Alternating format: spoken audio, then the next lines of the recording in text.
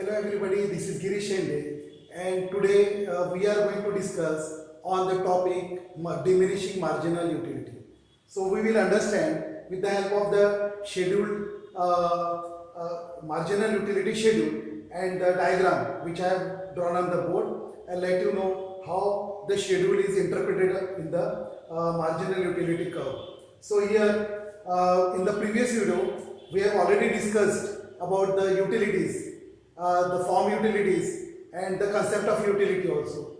Now today we are going to discuss on the diminishing marginal utility. It is very important from the point of view of the 12th board exam, then undergraduate, then it is also important from the point of view of postgraduate also, and some professional exams.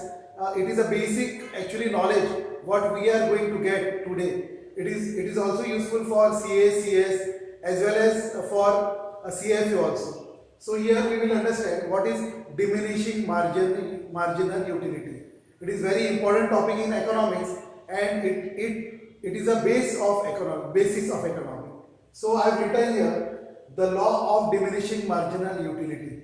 What does it tells us, right? So here it is a common experience that the more we have a commodity, it is a common experience of any individual. If we have more of a commodity, less we desire to have it.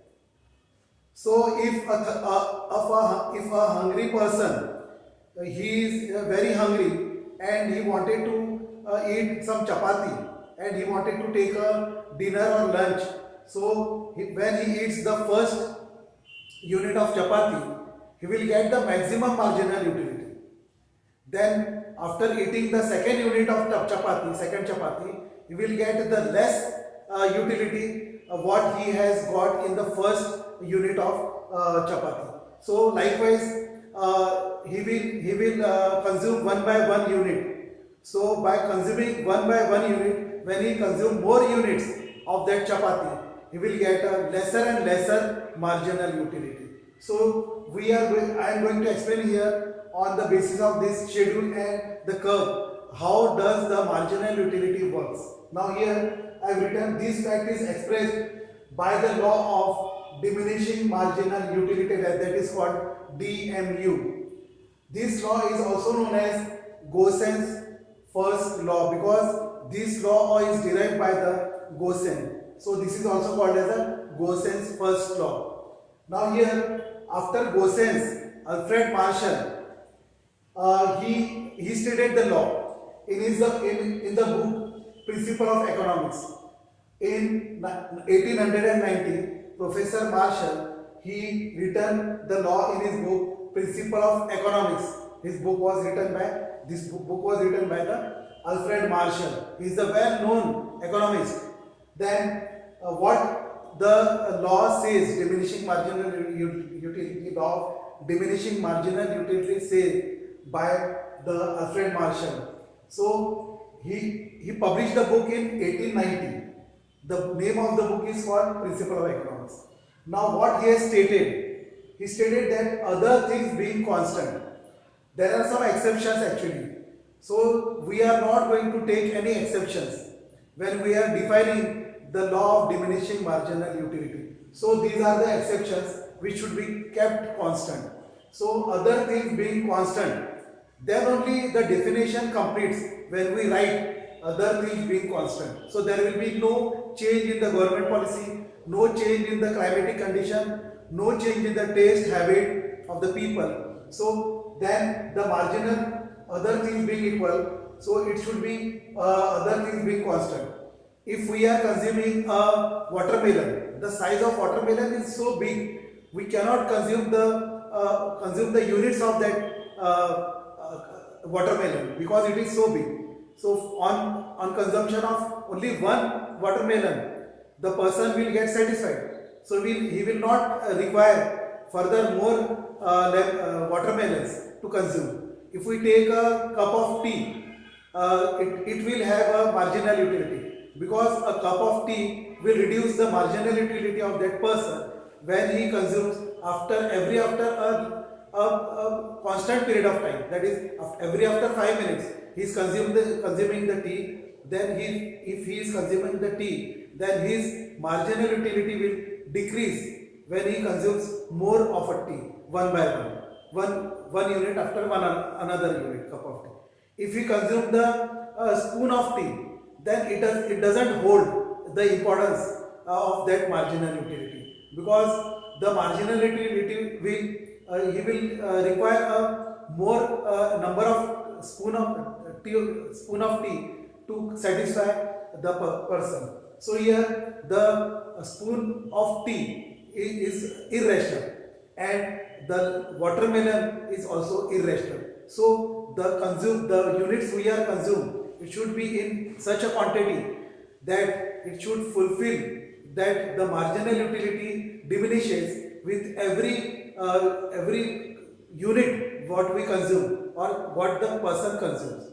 So here it is written there, other things being constant, the additional benefit which a person derives from the increase in the stock. Again I repeat, other things being constant, the additional benefit which a person derives from the increase in his stock, in the stock of a thing, diminishes with every increase in the stock that he already has. So this statement, this definition is given by Professor Alfred Marshall. He says that the additional benefit which a person derives from the increase in the stock of a thing diminishes with every increase in the stock that he already has. So after consumption of each more unit, the marginal utility diminishes. So how it will diminish, we will see in the table schedule. Then it means marginal utility goes on diminishing with an increase in the successive unit of a commodity consumed. Again I repeat, marginal utility according to the Professor Marshall, right? Marginal utility goes on diminishing with an increase in the successive unit of a commodity consumed. So this is the meaning of this definition. Then there are certain assumptions. I have already written here other things being constant. What are these assumptions? So the law must hold good, that written by the Professor Alfred Marshall. The law of diminishing marginal utility should hold good. In certain assumptions are there. So there should be a homogeneity. The product, if we are consuming a cup of tea, if the cup of tea contains 100 ml, then each cup of tea will contain 100 ml, the successive unit. If we are consuming a piece of a single piece of orange, so the orange should be in the uniform size. So the size, taste, color, they are the assumption. So the product should have a homogeneity. So what we are consuming one after another product, all the units one by one. So all the units should have a homogeneity. They should be alike in their weight and their size and their taste also. So there should be no difference between the two consecutive units what the person or the persons they are going to consume. The person should be a rational normal person. So he should be not insane. He should be very rational normal person. He should be able to derive the benefit or satisfaction he is getting from consuming each unit of that commodity. So here there should be a homogeneity in the product, what the units we are going to consume. Then secondly, it has a single use. It should not have many uses of that commodity. So it should have a single use. Then it is cardinally measured. Cardinally means it is satisfied according to the, it is cardinally measured. Means utility can be measured in numbers. So the utility can be measured. The satisfaction is not measured in numbers, but according to the law, we are stating that the utility is measured in numbers. To let us understand how the marginal utility works. So we are taking here the measure in numbers, so that it is possible to know and compare utility derived from each unit of commodity. It helps to understand the law. So it is cardinally measurement, right? Then the rationality is there. Rationality means a consumer is assumed to be a rational person. he should able to tell, or he should express about the utility he is drawing from each unit. Then, and his behavior is normal, and therefore he tries to maximize his satisfaction. So due to the normal behavior, of course he tries to maximize his satisfaction. Then here I have written the continuity. So continuity, the time gap between the consumption of two units, one after another, should be uniform. So there should be a uniformity in consumption. If we consume a tea in the morning and if we are consuming the cup of tea in the evening, so the uniformity is not there. So what does it tell? Uniformity means the tea is consumed each one after another cup. Then we have a diminishing marginal utility. If we are consuming the tea in the morning and we are getting the satisfaction, the same satisfaction will get in the evening also, because there is a much time gap between the two units. So there should be a uniformity and continuity of time. The units of a commodity are assumed in quick successions. They should be followed in quick successions, one after another. So marginal utility will diminish.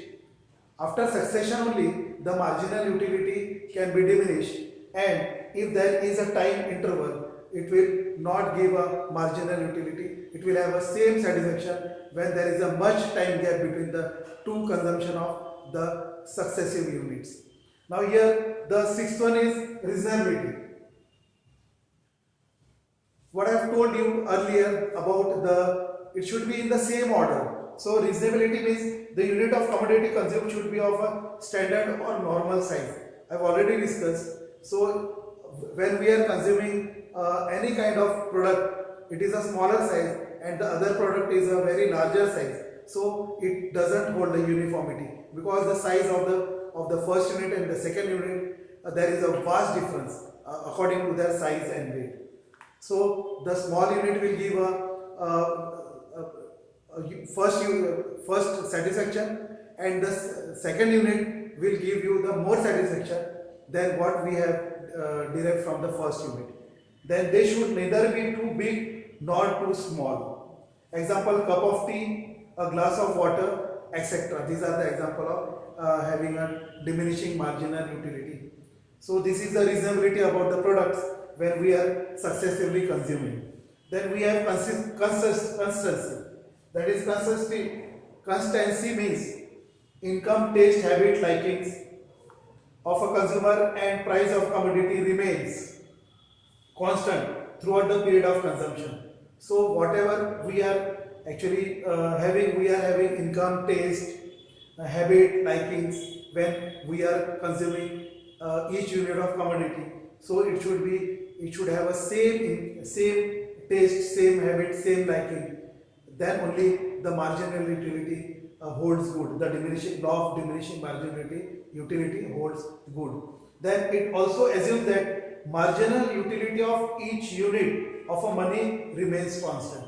What the Marshall has stated, other things being constant.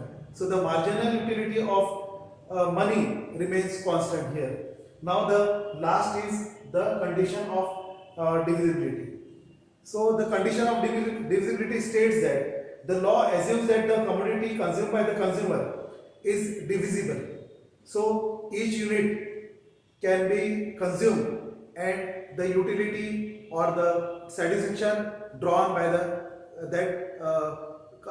that consumer. So the law assumes that the commodity consumed by the consumer is divisible, so that it can be acquired in small quantities for quick consumptions. Then the law holds true only if the above assumptions are fulfilled.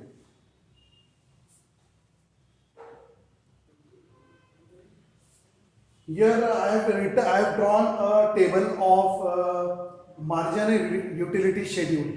So what is this marginal utility schedule? We will understand first. Marginal utility shows that in the first column I have written the first unit is consumed, then second, third, fourth, fifth, sixth. The successive units were consumed by a consumer or a person. So These are the units. There are 6 units. It is consumed one after another. There is a uniformity in time, or there is a uniform gap between the consumption of the two successive commodities each. So, and on the right hand side, in this column, I have written the satisfaction of the customer, that is called marginal utility. So, how much marginal utility the consumer or the customer he is going to draw or get from first unit or first chapati, he gets the marginal utility 8, the higher one. So when he is very hungry and he wanted to eat some food, when he eat a first unit, then he gets 8 marginal utility. Satisfaction cannot be actually explained in the number, but to understand the law of diminishing marginal utility, of course, we should have a numerical values here of marginal utility. So it can be drawn on the graph also. It can be plotted on the graph, and we can understand more clearly. The concept will be more clear for us when we take into consideration the marginal utility schedule and the graph. So here the units of commodity consumed in one column, and on the other hand, in the second column I have written the marginal utility. On the first unit they are getting 8, the marginal utility 8. Then the second unit is consumed, the marginal utility reduces to 6. So whatever the marginal utility from first unit the consumer is getting or drawing, after getting the first satisfaction, then from second unit he will get 6 satisfaction. So the here 2 number is reduced, 8 to 6. So from the first unit he got the marginal utility 8, and from second unit he got the marginal utility 6. And successively after consumption, one after another unit, the marginal utility becomes 8 to 6, 6 to 4, and similarly when he consumes 4 units, fourth unit, then he gets the only 2 marginal utility. Then fifth unit is consumed. Now here the consumer, he feels this satisfaction. He will not have a more of that commodity because he is satisfied. He is no more now is a hungry person. Now here when fifth unit is consumed, he draws no marginal utility, that is 0. The marginal utility becomes 0. Then he is forced to consume the sixth unit. He will get the negative marginal utility, that is -2. So we will understand this schedule on this graph. Now from this schedule I have drawn a graph. So the points on x-axis and y-axis we are going to take here y-axis and x dash, y dash and x dash. Horizontal we have taken x-axis and vertically we have taken y-axis. On y-axis we have taken marginal utility, and on the x-axis we have taken units of commodity consumed. So we have ordered pairs.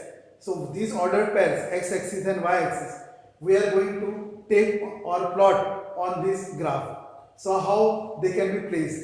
Here for first unit of consumption, the consumer draws 8 marginal utility. So there will be a comparison coordinate points of x and y. So we are going to write the x point first, that is the first unit, and whatever the consumer is drawing the marginal utility, that is 8. So first unit is compared with 8, what the marginal utility he is drawing. So 1 and 8, the coordinate points come here. So it is also called we are going to locate the point on the graph. So 1 and 8 is located here. The point of intersection is here. Then when the second unit is consumed, according to the schedule, the second unit is consumed, he draws the marginal utility 6. So I have taken 6 and 2 as a point of intersection. I have made a circle over here. Now the third one is when the third unit is consumed, the consumer will get 4 marginal utility. So the fourth unit will give the 2 marginal utility. So 2 and 4, the coordinate points are taken here. Then after the consumption of fifth unit, he draws marginal utility 0. So it will be on the x-axis. When fifth unit is consumed, he draws marginal utility 0 because y becomes 0. It is on x-axis only. Then he is forced to consume the sixth unit. So sixth unit will give him dissatisfaction. That's why negative 2. He will not get any satisfaction, but he will get a dissatisfaction. Now here I have taken the 2 minus 2. It is below the x-axis. So minus 2 will coordinate here with the y-axis. Y-axis and x-axis. So it is between, it is the sixth unit he has consumed. After consuming the sixth unit, he will get a dissatisfaction. That's why the curve, it crosses the x-axis and it goes below the x-axis because the dissatisfaction is there. So if we join these points, all the points, we get a marginal utility curve. It is just declining from left to right. So the marginal utility also diminishing. So this is called the law of diminishing marginal utility. As we have already discussed on the assumptions of the law of diminishing marginal utility, now we will understand the exceptions of the law. So assumptions and exceptions are very important in this concept to understand the law of diminishing marginal utility. Certain cases are considered as an exceptions to the law for which the law is not applicable, where the law becomes invalid, so it doesn't hold when there are certain exceptions. So what are these exceptions when the law doesn't hold good? So the exceptions are hobbies. In certain hobbies like collection of stamps, rare coins, precious paintings, etc., the law is not applicable because every additional increase in stock gives more pleasure, which increases marginal utility, but it violates the homogeneity condition. So that's why it has become exceptions to the law of diminishing marginal utility, that is hobbies. So hobbies, after consuming one by one more unit, it will not diminish the marginal utility. It will increase the marginal utility. Hence, it is exceptions to the law of diminishing marginal utility. Then the second one is misers. Misers, in case of misers, whatever the misers having money or the capital with him or cash with him, he will try to get more capital or more cash. So his marginal utility will increase. It will not diminish as he will have a more and more cash. So miser is also exceptions to the law of diminishing marginal utility. In case of miser, every additional rupee gives him more and more satisfaction because he is a irrational person. Irrational means his marginal utility should diminish, but here the marginal utility is increasing. It is against the law. So his marginal utility tends to increase with an increase in the stock of money. However, it ignores rationality assumption. So misers is an exception to the law of diminishing marginal utility. Then drunkards, who is under the influence of liquor, he will have a more and more, because who is under the influence of liquor, he is not in a position to understand. Then it is said that in a case of drunkard, the level of intoxication increases with every additional quantity of liquor consumed. So here the intoxication is increasing and he doesn't remain as a rational person. So his attitude is changed. He gets the more and more liquor and he level of intoxication increases with every additional quantity of liquor consumed. So marginal utility received by drunkards may increase. This condition is similar to all addicts, but here rationality condition is violated. That's why it is the exceptions to the law of diminishing marginal utility. Then music. Some people are fond of music, of course. It is experienced that a, a repeated of hearing of music gives more and more satisfaction. It increases marginal utility of music. So the law is not applicable. However, it does not fulfill the assumptions like homogeneity and continuity. That's why it is the exceptions to the law of diminishing marginal utility. Now here reading is also, it is the exceptions to the law of diminishing marginal utility, what we call it DMU. Since more reading gives deeper knowledge, a scholar may receive more and more satisfaction when he reads various books again and again, and therefore marginal utility tends to increase. But here homogeneity and continuity conditions are not satisfied. So this is the exceptions to the law of DMU or diminishing marginal utility. The last exception is money. It is observed that marginal utility of money never becomes zero. It increases with the stock of money increases. It is because money is a medium of exchange, is used to purchase various goods and services to satisfy various wants. Therefore, the law is not applicable in case of money. All these cases are said to be exceptions of the law, but they are not real exceptions as they violate some of the assumptions. So the law of diminishing marginal utility has universal applicability. The diminishing marginal utility has universal applicability. So this was about the diminishing marginal utility. Here we end this video, and remain with me as I am going to put more videos about the elasticity of demand in future. And if you like my video, you can post the opinions, and you can subscribe my channel as well if you wanted to get more information about the economics. Similarly, you can press the bell icon also. So thank you very much for remaining with me till I finish the video. Okay, thank you.